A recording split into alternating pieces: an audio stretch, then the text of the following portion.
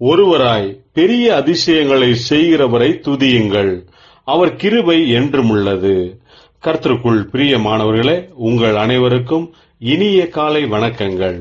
இன்றைய வேத வசன தியானத்திற்கென்று நாம் தெரிந்தெடுத்திருக்கும் வேத பாகமானது சங்கீதம் 39 6ஆம் வசனம்.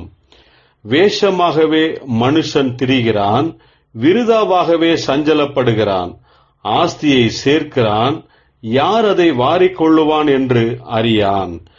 பிரியமானவர்களே, இன்றைய வேத தியானத்தின் தலைப்பு நிச்சயமாக ஒன்றுமில்லை என்பதே. இந்த சங்கீதம் 39 சங்கீதக்காரன் ஒரு மனிதனுடைய வாழ்க்கையை பற்றி மிகவும் விவரித்து சொல்லுகிறார். மனிதனுடைய வாழ்க்கை மிகவும் அற்பமாகவே உள்ளது. இந்த அற்பமான வாழ்க்கையின் அர்த்தத்தை புரிந்து கொள்ளாமல் மாயமானவைகளை தேடி போராடி அதை அடைய வேண்டும் என்று வாழ்க்கையை விருதாக்கிக் கொள்கிறார்கள். இந்த பூமியில் ஆஸ்தியை சேர்க்கிறார்கள். ஆனால் தேவையான உன்னதமானவைகளை விட்டுவிட்டு, நித்தியமானவைகளை விட்டுவிட்டு, தங்களுடைய ஆஸ்தியை யார் வாரிக்கொண்டு போவார்கள் என்று அறியாமலே போய்விடுகிறார்கள். இந்த ஜீவியம் கர்த்தர் நமக்கு கொடுத்திருக்கும் கிருபையான ஈவு ஆகும். கர்த்தருக்காக நாம் செய்ய வேண்டியவைகளை நிறைவேற்றுவதுதான் நம்முடைய நோக்கமாக இருக்க வேண்டும். மற்ற எல்லாமே விருதாவானவைகளே.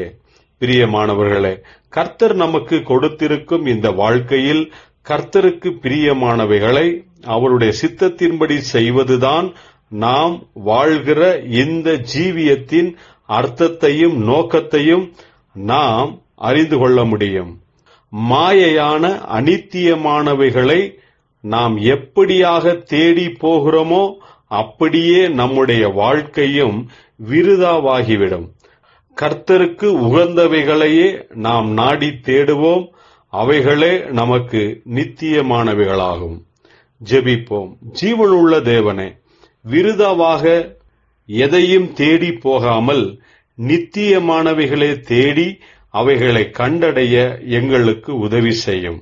உமக்கு மகிமையான சாட்சிகளாக வாழ கிருபை தாரும். இயேசு கிறிஸ்துவின் நாமத்தில் ஜெபிக்கிறோம் நல்ல பிதாவே. ஆமேன்.